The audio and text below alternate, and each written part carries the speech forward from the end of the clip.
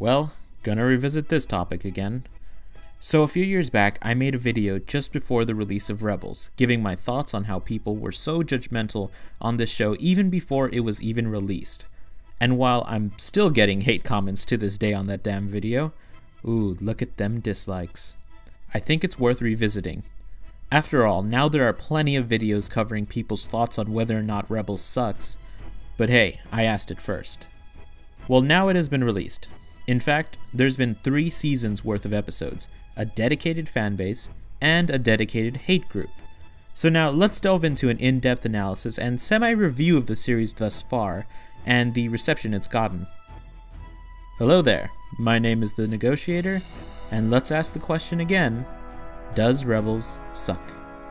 First, I want to cover some of the old complaints that I've covered in the old video and update my stances from what they were. 1. The fact that it looks very childish.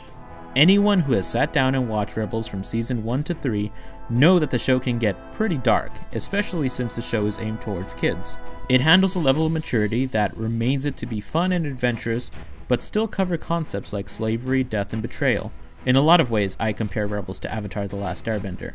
A great show aimed towards kids, but it doesn't talk down to them or insult their intelligence in any way.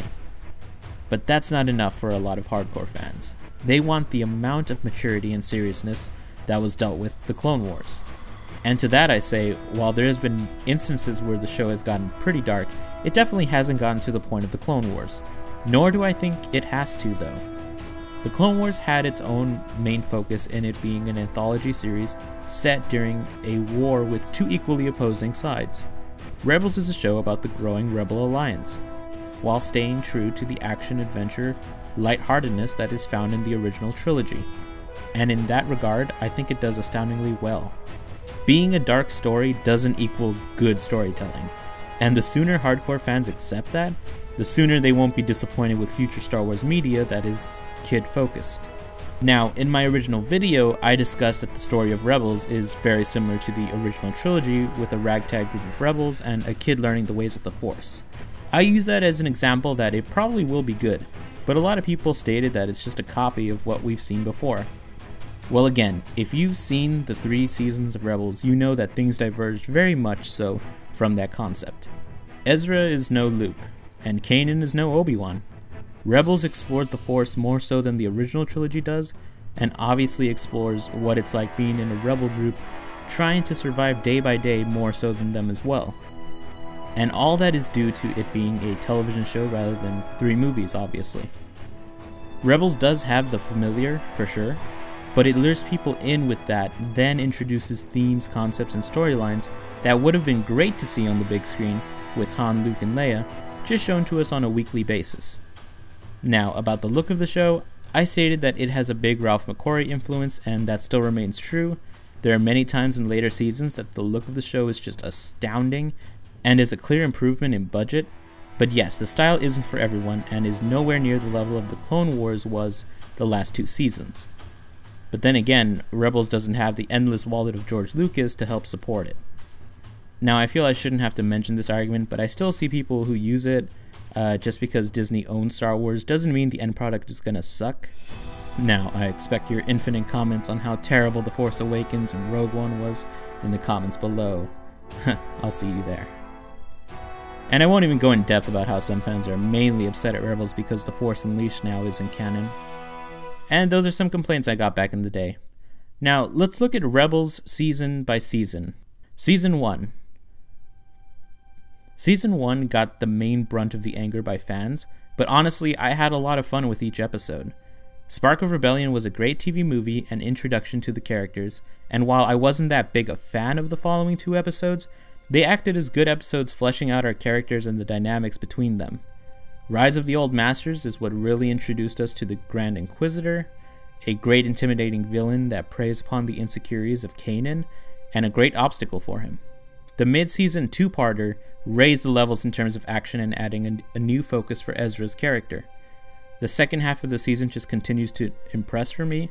A focus on the Force, a pretty funny episode with Lando, and more Ezra character development, and the final 3 episodes are still a satisfying conclusion to the season. Now, I've talked very highly about this season, and that's for good reason.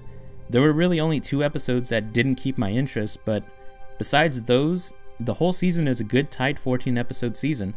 It made clear its themes and intentions and really hyped up the following season with those last few minutes. Now season 2. The following season I felt had some higher highs but definitely some lower lows. I think the main problem with the season was the actual introduction of Ahsoka. Yeah, I know. I love Ahsoka. She is still one of my favorite Star Wars characters. But with the reintroduction of her character, people started tuning in more to Rebels to see how the outcome of the inevitable Vader and Ahsoka fight. And I even wondered going in how they were going to be able to balance their main story with the Ahsoka story. And it became clear watching it, they weren't really able to. Ahsoka would appear in a total of less than half of the episodes of Season 2, and were usually small glimpses. They were parts where she really shined, however it always felt very separate from the overall story of the growing rebellion and the growth of our characters. That coupled with very necessary and good character development driven episodes made a very unbalanced season. The episodes that were great were amazing, however. The season final I think is still yet to be topped in terms of quality and storytelling. And now we have Season 3. This one is definitely a mixed bag for me. It certainly is still a good season in my opinion. However, I think the writers bit off a bit more than they could chew with this one.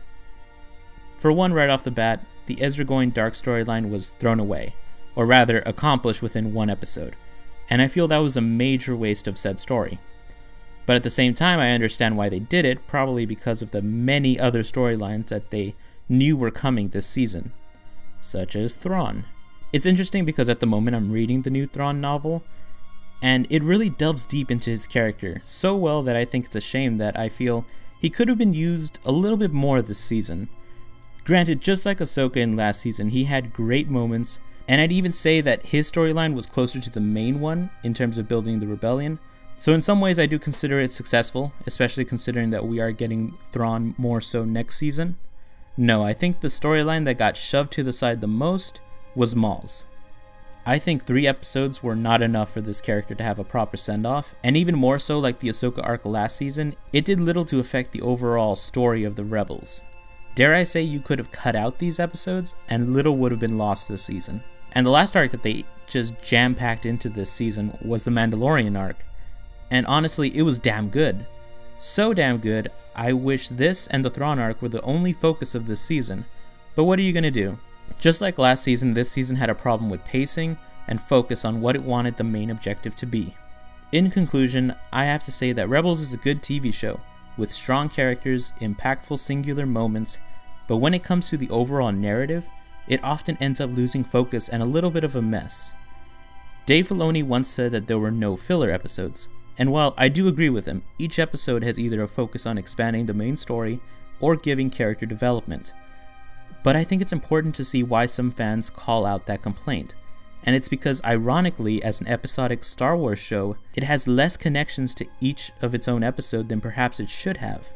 Episodes don't flow into each other better, and it ends up with feeling like the show is in this weird limbo between an episodic TV show or an anthology one like the Clone Wars. Now I just want to state that I'm a huge fan of cartoon television shows, specifically ones that are action oriented, and I always have been. And the show that in my opinion perfected the episodic character driven structure is, surprise surprise, Avatar: The Last Airbender. In that show there's a perfect balance of character driven episodes that both expand characters as well as further the plot threads of the overall season. I highly recommend that show, and hey, Dave Filoni worked on the first season.